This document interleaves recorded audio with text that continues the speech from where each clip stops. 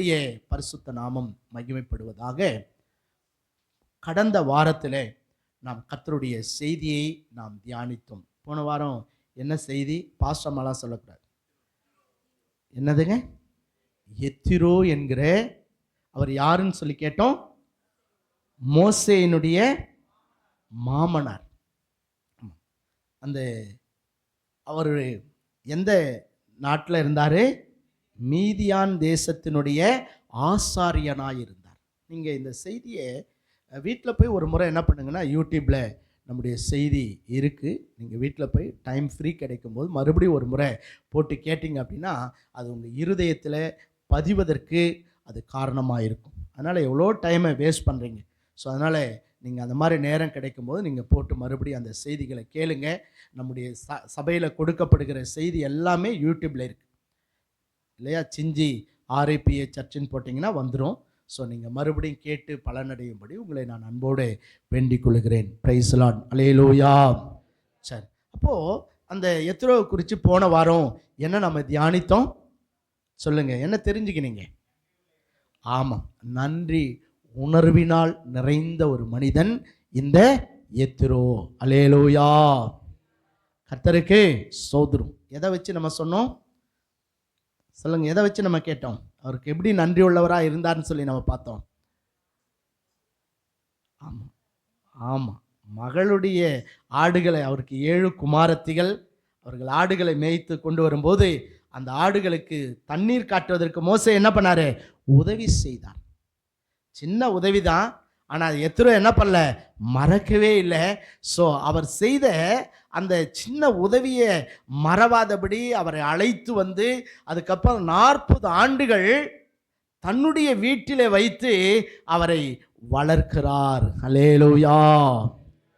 கர்த்தருடைய நாமத்துக்கு ஸ்தோத்திரம். நன்றி உணர்வுள்ள ஒரு மனிதன் இந்த எத்திரோன்னு சொல்லி பார்த்தோம்.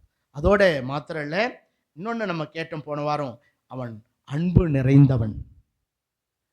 அன்பு நிறைந்த ஒரு மனிதன். கர்த்தருடைய பிள்ளைங்க, இது ரெண்டுமே நமக்கு முக்கியம் இல்லையா? நமக்கு நன்றியும் இருக்கணும், நம்ம எப்படி இருக்கணும்? அன்பினால் நிறைந்தவர்களாயும் இருக்க வேண்டும். ஏன்னா ஆண்டவருடைய அந்த 10 கட்டளையை ஆண்டவர் 2 கட்டளையில் அடக்கிட்டார். ஒன்று என்னது? உன் தேவனாகிய கர்த்தரிடத்தில் முழு இருதயத்தோடும் முழு ஆத்துமாவோடும், அதுக்கப்புறம் முழு மனதோடும் இல்லையா அன்பு கூறுவாயாக. இல்லை, முதல்ல கர்த்தரிடத்தில் அன்பு கூறணுமா? ரெண்டாவது ஆண்டவர் சொல்றாரு, உன்னிடத்தில் அன்பு கூறுவது போல பிறனிடத்தில் என்ன பண்ணோம்? நீ அன்பு கூற வேண்டும். அல்லேலூயா. ஸோ அப்படி ஒரு நன்றி உணர்வுள்ள மனிதனாய், அந்த ஒரு அன்பினால் நிறைந்த ஒரு மனிதன். ஸோ நம்ம அதுக்கு உங்களுக்கு வசனங்கள்லாம் நான் ஆதாரம் கொடுத்தேன் இல்லையா? ஸோ 40 வருஷம் மோசேயை தன் வீட்டிலே அவர் வைத்திருந்தார். அதுக்கப்புறம் மோசே வந்து இஸ்ரவேல் மக்களை விடுதலையாக்கி ஸோ அவர் கானானுக்கு கொண்டு போகும்போது மீண்டும் ஒருவர் சந்திக்கிறார்கள். அப்போது அவர்களுடைய அன்பை நாம் பார்க்கிறோம் இல்லையா? அங்கே மோசே வந்து ஸோ அவரை கட்டி பிடிச்சு முத்தமிட்டு ஒருவர் நல்லா என்ன பண்ணாங்களாம்? நலம் விசாரித்து கொள்ளுகிறார்கள். அல்லேலூயா. கல்யாணம் ஆகிறதுக்கு முன்னாடி ரொம்ப அன்பாக இருப்பாங்க. மாமனார் மேலே, மாமியார் மேலே, ஒருவேளை மருமகள் மேலே, ஒருவேளை மாமியார் மேலே இல்லையா? ஸோ ஒருவேளை கல்யாணம் ஆக போகிற புதிய அந்த மணமகள் மேலே, மணமகன் மேலே. அப்புறம் கல்யாணம் ஆகி 6 மாதம் ஆனோடனே வாழ்க்கையை என்ன செஞ்சிடும்? கசந்துடும். அதுக்கப்புறம் ஒருத்தவங்க பேசக்கூட மாட்டாங்க. சில நேரத்தில் மாமியாரை பங்காளி மாதிரி நடத்துகிறவங்களாம் என்ன பண்ணுறாங்க?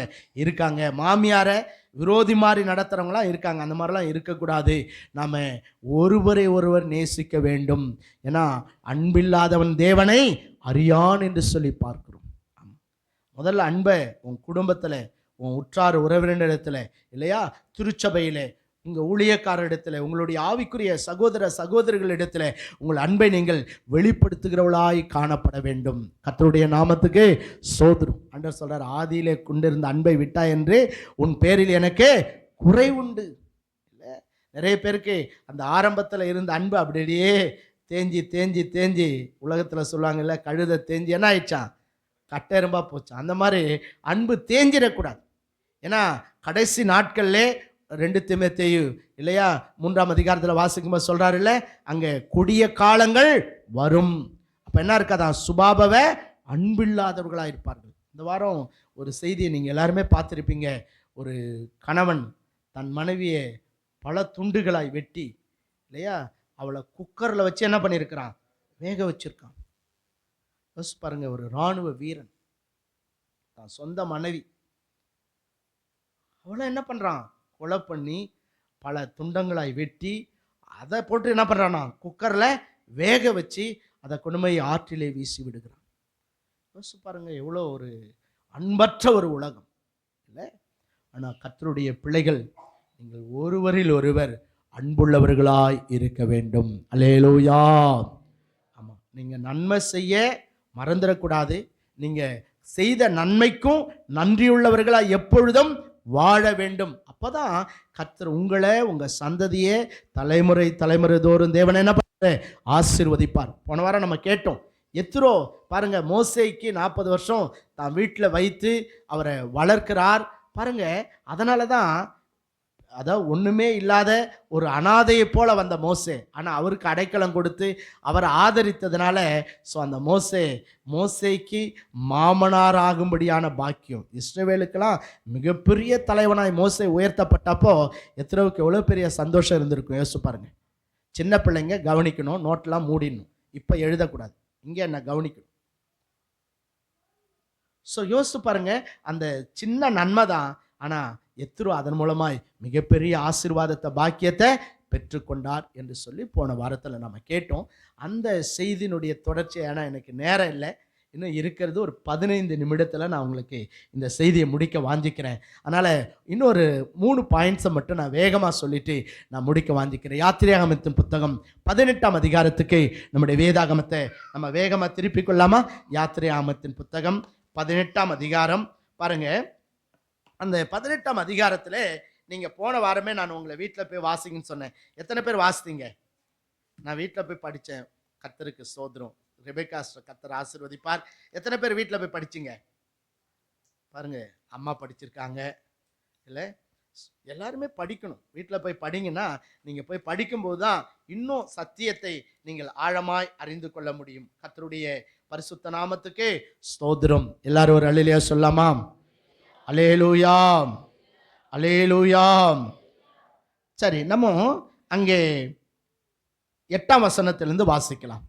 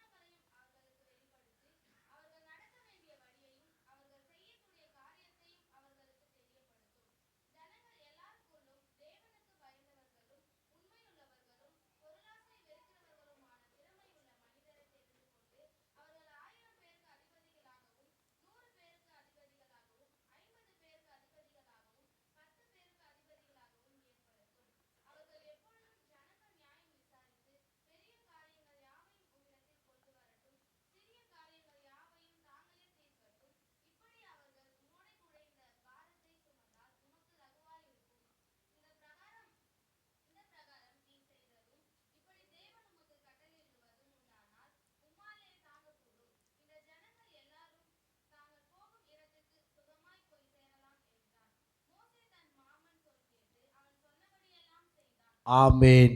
அல்லேலூயா. கர்த்தருடைய பரிசுத்த நாமம் மகிமைப்படுவதாக. நம்ம போன வாரம் கேட்ட அந்த செய்தியினுடைய தொடர்ச்சியாக இந்த வாரத்தில் நாம் இந்த செய்தியினுடைய பிற்பகுதியை நாம் தியானிக்கின்றோம். நாம் இங்கே பார்க்கின்றோம், ஒரு நன்றி உணர்வுள்ள மனிதன் மாத்திரல்ல, அன்பினால் நிறைந்த ஒரு மனிதன் மாத்திரல்ல. அதுக்கு அடுத்தது நாம் பார்க்கும் பொழுது இங்கே மூன்றாவதாக இந்த மனிதனிடத்திலே நாம் பார்க்கின்ற ஒரு காரியம், அவன் கர்த்தரை கனம் பண்ணுகிற ஒரு மனிதன். அல்லேலூயா. மோசே கூடாரத்துக்குள்ளாக எத்திரோவை அழைத்து கொண்டு போகிறார்.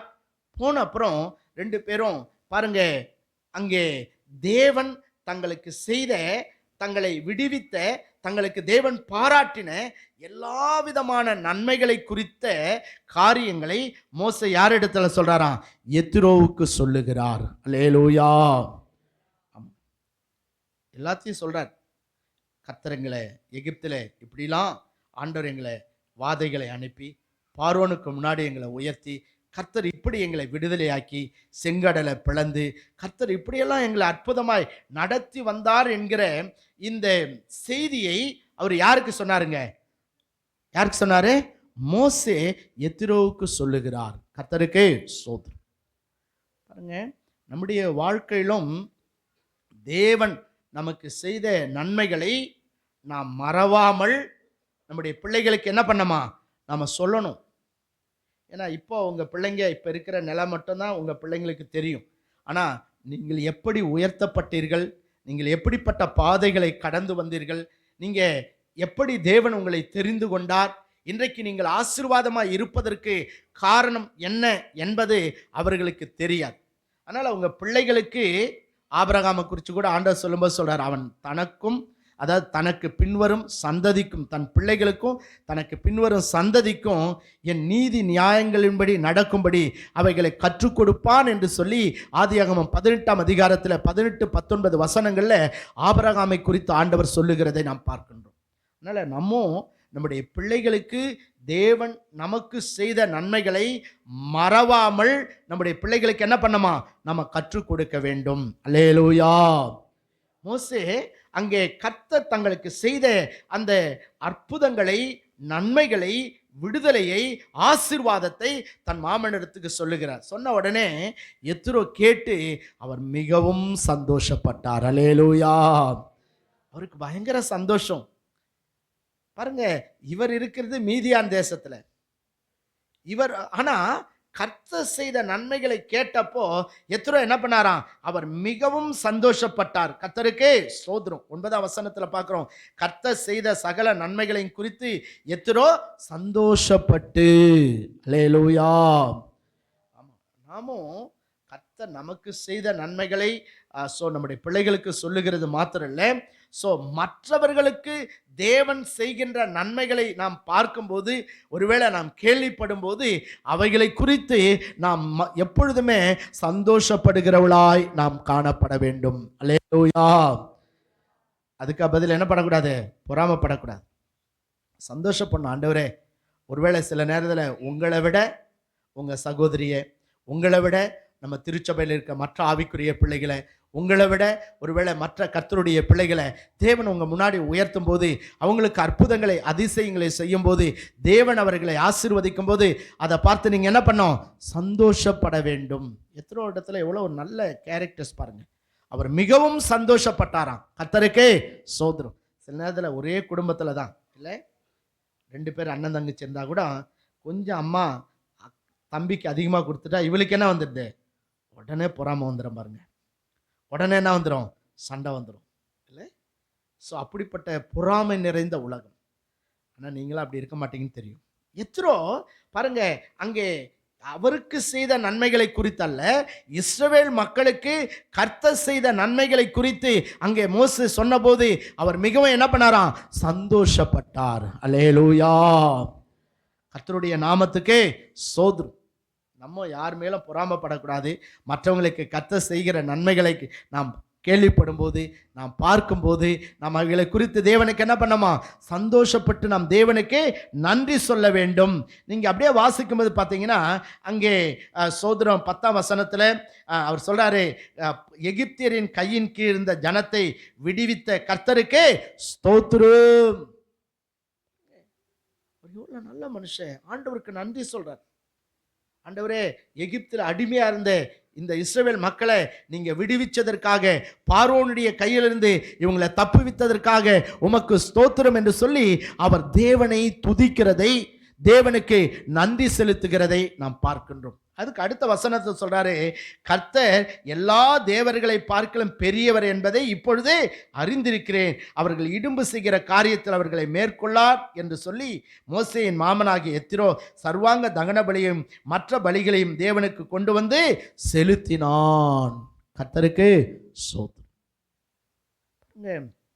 ஆண்டவரை துதிக்கிறேன், ஆண்டவருக்கு நன்றி செலுத்துகிறேன் இல்லையா, ஆண்டவரை உயர்த்துகிற, ஆண்டவரை கனப்படுத்துகிற ஒரு தேவனுடைய மனிதன் இந்த எத்திரோ. நான் உங்களுக்கு முதல்லயே போன வாரமே சொன்னேன், எத்திரோ என்று சொன்னால் அதுக்கு என்ன அர்த்தம்? நிறைவானவன், மிகுதியானவன், பூரணமானவன், மிகுந்த கனத்துக்குரியவன் என்றார்.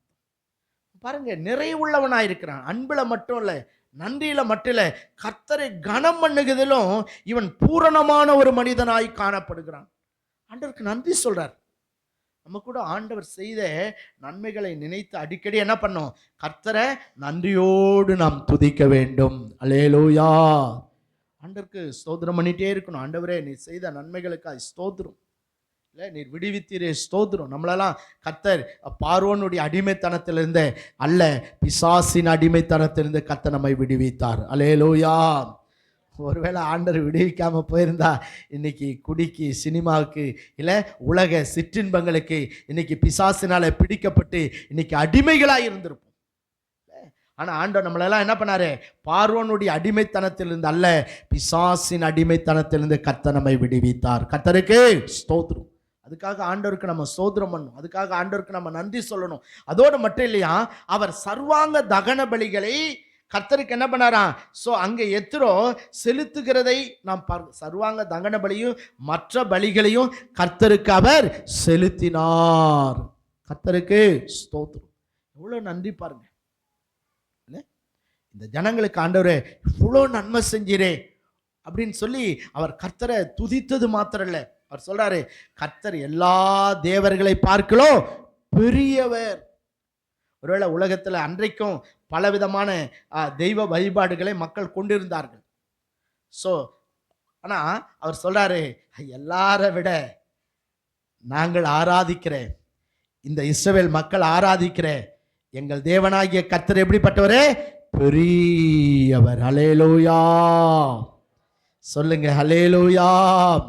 எல்லாரும் சொல்லுங்க, கர்த்தாவே நீர் பெரியவர், கர்த்தாவே நீர் பெரியவர், கர்த்தாவே நீர் பெரியவர். ஆமேன். ஹல்லேலூயா. அதனால கர்த்தர் பெரியவர். அதை யார் அறிஞ்சிருக்காரு? எத்திரோ அறிந்திருக்கார். சொல்றாரு, எல்லா தேவர்களை பார்க்கலாம் நீர் பெரியவர். ஆமா, இந்த உலகத்துல நம்முடைய தேவனுக்கு ஒப்பானவர் யாருமே கிடையாது. அவருக்கு சமமானவர் யாரும் இல்லை. ஸோ அவர் மாத்திரமே மிகவும் பெரியவர். ஒருவேளை இந்த தேசத்தை பல ராஜாக்கள் ஆளுகை செய்யலாம், இல்லை ஸோ உலகத்தை பல தலைவர்கள் ஆளுகை செய்யலாம், ஆனால் அவங்களுக்கெல்லாம் தலைவராய் உயர்ந்திருக்கிறவர் நாம் ஆராதிக்கிற கர்த்தர். ஹல்லேலூயா. அதனால தான் வேதம் சொல்லுது, அவர் ராஜாதி ராஜா, தேவாதி தேவன், கர்த்தாதி கர்த்தர். எத்தனை சொல்றார்? எல்லா தேவர்களை பார்க்கலாம் கர்த்தர் எப்படிப்பட்டவரா? பெரியவர். ஸோ அதை கர்த்தருடைய பிள்ளைகள் நாம் அறிந்து தேவனை துதிக்க வேண்டும். பாருங்க, அவர் அந்த நன்றி நிறைந்த உள்ளத்தோடு பாருங்க, அங்கே கர்த்தருக்கு சர்வாங்க தகன பலிகளையும் மற்ற பலிகளையும் தேவனுக்கு அவர் என்ன பண்ணாராம்? செலுத்தினார். ஆமாம், ஒருவேளை இன்றைக்கு நம்ம ஆட்டையோ மாட்டையோ புறாவையோ பலியாய் செலுத்துவது அல்ல, இல்லையா? ஆனால் நாம் என்ன பலி செலுத்துகிறோம்? ஜெபம் கூட தேவனுக்கு செலுத்தப்படுகிற ஒரு பலி. நம்ம வீட்டில் டெய்லி குடும்ப ஜெபம் இருக்கணும். ஒவ்வொரு நாள் ஆண்டவர் செய்த நன்மைகளுக்காக குடும்பமாய் நாம் இணைந்து தேவனுக்கு என்ன பண்ணோம்? நம்முடைய சர்வாங்க தகன பலியை, நம்முடைய ஸ்தோத்திர பலியை, நம்முடைய நன்றி பலியை நாம் தேவ சமூகத்தில் நாம் ஏறெடுக்க வேண்டும். ஒரு வாரம் ஆலயத்துக்கு வரேன், எதுக்கு? இல்லை, தேவன் செய்த நன்மைகளுக்காய் கர்த்தருக்கு நன்றி சொல்லுவதற்கு. இல்லை, ஸோ இங்கே எத்திரோ கர்த்தரை கனம் பண்ணுகிறதை நாம் பார்க்கிறோம். எப்பவுமே ஆண்டவரை கனம் பண்ணுகிற பிள்ளைகளை கர்த்தர் இந்த உலகத்தில் மிகுந்த கனத்துக்குரியவர்களாய் கர்த்தர் வைப்பார். ஹல்லேலூயா. ஏன்னா ஆண்டவர் சொல்லியிருக்காருல்ல, என்னை கனம் பண்ணுகிறவர்களை நான் என்ன செய்வேன்? கனம் பண்ணுவேன். இவ்வளோ நல்ல ஒரு மனிதன் எத்திரோ. அவர் அதனால தான் அவருடைய பேரை எத்திரோன்னு இருக்கு, மிகுந்த கனத்துக்குரியவன். எப்படி அந்த கனம் வந்துச்சு? அவர் கர்த்தரை கனம் பண்ணுகிற மனிதனாய் இருந்ததுனால இந்த சமுதாயத்தில் அவரை மிகுந்த கனத்துக்குரிய ஒரு மனிதனாய் கர்த்தர் உயர்த்தி வைத்திருந்தார். கர்த்தருக்கே ஸ்தோத்திரம். உங்களை உங்கள் பிள்ளைங்களை கர்த்தரை உயர்த்தணுமா? நீங்கள் கர்த்தரை துதிங்க, கர்த்தருக்கு பலி செலுத்துங்க, கர்த்தருக்கு நன்றி நிறைந்த உள்ளமுள்ளவர்களாய் எப்போது கர்த்தரை ஸ்தோத்திரிங்க. நாம் ஆராதிக்கிற நம்முடைய தேவன் இந்த உலகத்தில் இருக்கிற எல்லாரையும் விட அவர் பெரியவர் என்பதை உணர்ந்து நீங்கள் தேவனை தொழுது கொள்ளுங்க. கர்த்தருடைய நாமத்துக்கு ஸ்தோத்திரம். அதோட மாத்திரம் இல்லை, ஸோ அடுத்த வசனத்தில் நம்ம பார்க்கும்பொழுது அங்கே மோசேக்கு அவர் ஒரு நல்ல ஆலோசனையை சொல்லுகிறார். இல்லை, மோசே காலமே தொடங்கி சாயங்காலம் வரைக்கும் ஜனங்களை என்ன பண்ணுறாராம்? நியாயம் விசாரிக்கிறார். அதை பார்த்தப்போ மோசே என்ற சொல்கிறார், மோசே நீ செய்கிற இந்த காரியம் நல்லதல்ல. இல்லை சொல்கிறார், நல்லதில்லைப்பா, இல்லையா? ஸோ ஒருவேளை நம்மளா இருந்தால் என்ன பண்ணியிருப்போம்? கோபப்பட்டுப்போம். இல்லை, ஆனால் மோசே அதை கவனமாக கேட்கிற மோசே என்ற சொல்கிறார், இத்தனைக்கும் இஸ்ரவேல் மக்களுக்கு தலைவன் யாருங்க? மோசே. அந்த தலைவனை பார்த்து இப்போ மாமனார் சொல்கிறாரு, நீ செய்கிற இந்த காரியம் நல்லதல்ல. உடனே சொல்லுங்க மாமா, மோசே கேட்கிறார். அவர் சொல்கிறாரு, நீ இவர்களை காலையிலிருந்து நீ மாலை வரைக்கும் நியாயம் விசாரிக்கிறத விட இவர்களுக்கு என்ன பண்ண? 1000 பேருக்கு அதிபதிகளை, 100 பேருக்கு அதிபதிகளை, 10 பேருக்கு அதிபதிகளை நீ என்ன பண்ண? ஏற்படுத்து. அந்த அதிபதிகள் எப்படி இருக்கணும்னா அவங்களுடைய குவாலிஃபிகேஷன் தேவனுக்கு பயந்தவர்களாய், உண்மையுள்ளவர்களாய், பொருளாசை வெறுக்கிறவளாய் இருக்க வேண்டும். அல்லேலூயா. அவ்வளோ ஒரு நல்ல ஆலோசனை கொடுக்கிறார் பாருங்க. இல்லை, அதாவது நீ ஒருவனாய் இந்த ஜனங்களை விசாரிக்காத, இவர்களை விசாரிக்கிறதுக்கு தலைவர்களை ஏற்படுத்து.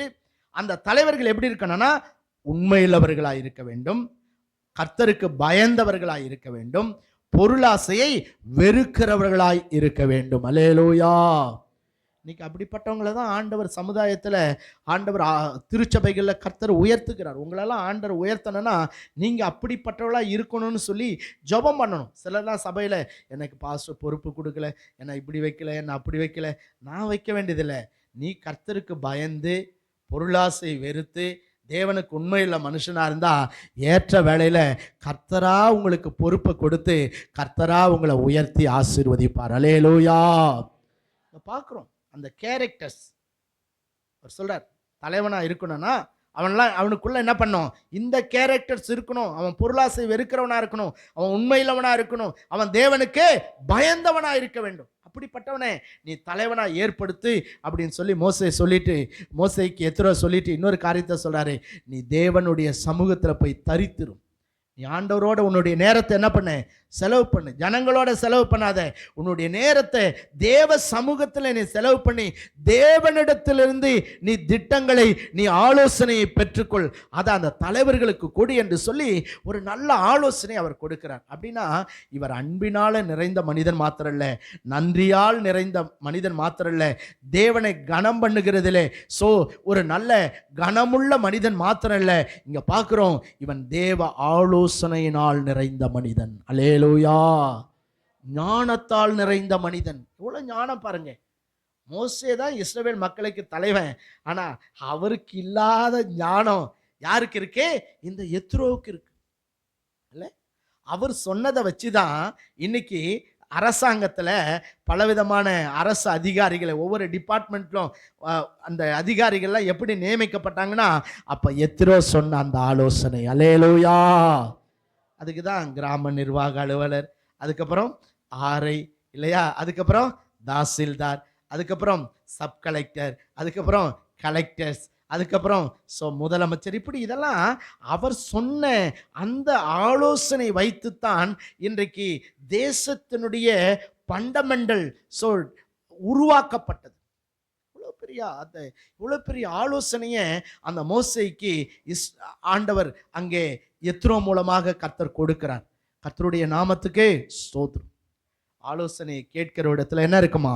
ஞானம் இருக்குமா? சிலருக்கு ஆலோசனையே பிடிக்காது பாருங்க. அதுவும் இப்போ இருக்கிற பிள்ளைங்க இருக்காங்களே, ரொம்ப அருமையிலும் அருமை. அவங்களுக்கு என்ன பண்ணாது? சுத்தமாக ஆலோசனையே பிடிக்க. அம்மா வாயை தந்த மூடுமா போதும். சில பிள்ளைங்க அப்படி இருக்கு. எப்போ பார்த்தாலும் அறுத்துட்டு இருக்காத, இல்லை எப்போ பார்த்தாலும் பிளேடு போடாத, இல்லையா எப்போ பார்த்தாலும் என்னை சொல்லி டென்ஷன் ஆக்காத. அம்மா வாயை திறந்தா, ஒருவேளை அப்பா வாயை திறந்தா உடனே பிள்ளைங்களுக்கு என்ன ஆயிடுது? டென்ஷன் ஆயிடுது. ஆனால் வேதம் சொல்லுது, புத்திமதி மனிதனுக்கு என்ன கொடுக்குமா? ஞானத்தை கொடுக்கும். ஆமாம், உங்கள் பெற்றோருடைய ஆலோசனை கேட்கணும். ஆமாம், பெரியவர்களுடைய ஆலோசனையே கேட்கணும். நம்ம எவ்வளோதான் பெரிய தலைவனாக இருந்தாலும் நமக்கும் சில நேரத்தில் மற்றவர்களுடைய ஆலோசனை தேவையாக இருக்கிறது என்பதை உணர்ந்து நாம் மற்றவர்கள் நம்ம கொடுக்குற ஆலோசனை கேட்டு அது சரியாக இருந்தால் எடுத்துக்கொண்டு செயல்படுகிற ஒரு கேரக்டர்ஸ் நமக்கு இருக்கணும். அல்லேலூயா. சிலருக்கு சுத்தமாக ஆலோசனையே கிடைக்காது. மூடனுக்கு புத்திமதி எப்படி இருக்குமா? விசனமாக இருக்குமா. முட்டாள் கேட்கவே மாட்டானா, அவன் தான் டென்ஷன் ஆவானா. விசனமாக இருக்குமா, என்ன டென்ஷன் பண்ணாத, இல்லை எப்போ பார்த்தாலும் இதே சொல்லிட்டு இருக்கேன் அப்படின்னு அவன் யாருன்றாரு? மூடனா. இல்லை, ஆமாம், ஆலோசனைக்கு ஞானிகள் என்ன பண்ணுவாங்களாம்? செவி கொடுப்பார்கள். ஆமாம், அதனால் நீங்களாம் நம்ம சபையில் இருக்கிற பிள்ளைங்களாம் நல்ல பிள்ளைங்க. உங்கள் அப்பா அம்மா ஆலோசனை என்ன பண்ணும்? கேட்கணும். பாட்டி ஆலோசனை சொல்கிறாங்களா, தாத்தா ஆலோசனை சொல்கிறாங்களா, என்ன பண்ணணும்? கவனமாக கேட்கணும். பெரியவங்க ஆலோசனை சொல்கிறாங்களா, கேட்டுக்கணும். அப்பதான் நீங்க எதிர்காலத்தில் தலைவர்களாய் நீங்கள் உருவாக முடியும். அல்லேலூயா. ஆமா, மோசேயெல்லாம் ஒரு தலைவனா ஆண்டவர் அதாவது 30 லட்சம் மக்களை நடத்தக்கூடிய ஒரு தலைவனா கர்த்தர் வச்சிருந்தார் அப்படின்னு சொன்னா சும்மா இல்லை பாருங்க. அவ்வளோ பெரிய தலைவனா இருந்தோம், எத்ரோ சொல்லுகிற அந்த நல்ல ஆலோசனை கேட்டு அதுக்கு அப்படியே அவர் கீழ்ப்படுகிறதை பார்க்கிறோம். அந்த வசனத்துல பார்க்கிறோம், மோசே, அதாவது மோசே தன் மாமன் சொல் கேட்டு அவன் சொன்னபடியெல்லாம் செய்தான். நமக்கு பாஸ்ட் ஆலோசனை சொன்னாவே பிடிக்காது. சிலருக்குலாம் ரொம்ப பாஸ்ட் மேல டென்ஷன் வரும். எப்போ பார்த்தாலும் செய்தியில் இதை செய்யாத, அதை செய்யாத, இப்படி செய்ய, அப்படி செய், மாமியார் எப்படி நேசி, மாமனார் எப்படி நேசி, பிள்ளை எப்படி நேசி, வீட்டுக்கார எப்படி நேசி, இதே சொல்லிக்கிறாருங்க. எனக்கு டென்ஷன் ஆகுதுங்க. இல்லை, அப்போனா நீ தவறான வழியில் போயிட்டு இருக்கிறான். ஏன்னா மூடனுக்கு புத்திமதி எப்படி இருக்குமா? விசனமாக இருக்கும். ஆமாம், உங்களை சரிப்படுத்துறதுக்கு தான் ஆண்டவர் திருச்சபையை வைத்திருக்கிறார். அதுக்கு தான் ஆண்டவர் ஊழியக்காரன் ஆண்டவர் கொடுத்திருக்கிறார். இல்லை, உங்களுக்கு வழிகாட்ட, உங்களை சீர்படுத்த, சில நேரத்தில் நீங்கள் தப்பு செய்யும்போது அதை கண்டிக்க, இல்லையா? அதுக்கு தான் ஆண்டவர் பாஸ்டரை கொடுத்துருக்கார். அதுக்கு தான் ஆண்டவர் உங்கள் பெற்றோரை கொடுத்துருக்கிறார். அதுக்கு தான் ஆவிக்குரிய சபையில் கர்த்தர் மூப்பர்களை கொடுத்துருக்கிறார், இல்லையா? அவங்கள நம்ம கனம் பண்ணணும். அவங்களுடைய ஆலோசனையை நாம் கேட்க வேண்டும். சில குடும்பத்தில் மனைவி கணவனுடைய ஆலோசனை கேட்கவே மாட்டாங்க. நானே ராஜா, நானே மந்திரி, அப்படிலாம் இருக்கக்கூடாது. சில குடும்பத்தில் கணவன் மனைவியுடைய ஆலோசனை கேட்கவே மாட்டார். அப்படி இருக்கக்கூடாது. நம்ம சில நேரங்களில் தேவ ஆலோசனை யார் மூலம் வேணாலும் வரலாம். அதை ஏற்றுக்கொள்ளுகிற மனப்பக்குவம் நம்ம எல்லாருக்கும் வேணும். அப்போ தான் நாமும் இந்த தேவனுடைய காரியங்களில் இன்னும் வளர முடியும். நாம் தேவனுடைய ஞானத்தினால நிரப்பப்பட முடியும். அப்பதான் தேவனால் நாம் உயர்த்தப்பட முடியும். அல்லேலூயா. கர்த்தருக்கே ஸ்தோத்திரம். அதனால் கணவனாக இருந்தாலும், மனைவியாக இருந்தாலும், ஒருவேளை தலைவனாக இருந்தாலும், ஒருவேளை ஊழியக்காரனாக இருந்தாலும், ஒருவேளை குடும்பத்தை நடத்துகிற தலைவனாக இருந்தாலும், ஒருவேளை பிள்ளைகளாக இருந்தாலும் நமக்கு ஆலோசனை முக்கியம். கர்த்தருடைய பரிசுத்த நாமத்துக்கே ஸ்தோத்திரம். அதனால் பிள்ளைங்களாம் பேரண்ட்ஸுடைய ஆலோசனைக்கு அப்படியே ஒபே பண்ணணும், கேட்கணும். ஆமாம், அதை சந்தோஷமாக எனக்கு சொல்லுமான்னு கேட்கணும், நான் என்ன செய்யணுமான்னு கேட்கணும். கர்த்தருடைய நாமத்துக்கே ஸ்தோத்திரம். நாங்களாம் சின்ன பிள்ளைங்களா இருந்தப்போ எங்கள் பெற்றோர் தான் எங்களுக்கு நிறைய ஆலோசனை சொல்லுவாங்க. அதை கவனமாக கேட்டோம். அதனால் நீங்களும் கேளுங்க, தேவன் உங்களையும் ஆசீர்வதித்து ஆண்டவர் உயர்த்துவார். அல்லேலூயா, அல்லேலூயா.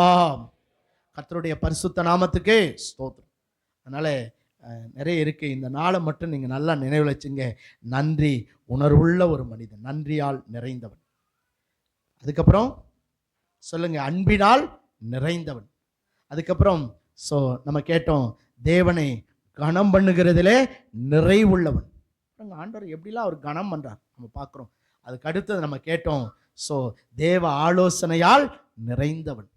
கர்த்தருடைய ஆலோசனையை ஆண்டவர் யார் மூலம் கொடுக்கிறாரு? எத்திரோ மூலமா நல்ல ஆலோசனை கொடுக்கிறார். ஒருவேளை மோசே அப்படி கேட்காம போயிருந்தா அந்த ஜனங்களை அவர் சரியா வழி நடத்தி கொண்டு போயிருக்கவே முடியாது. பல நேரங்களில் நமக்கு தேவன் மற்றவர்கள் மூலமாக ஆலோசனை கொடுக்கிறார். அதை கேட்டு நாம் செயல்படும் போது தேவனால் ஆசீர்வதிக்கப்படுகிறோம், தேவனால் நாம் பயன்படுத்தப்படுகிறோம். நம்மை கோடிக்கணக்கான மக்களுக்கு தேவன் ஆசீர்வாதமாய் கர்த்தர் பயன்படுத்துகிறார்.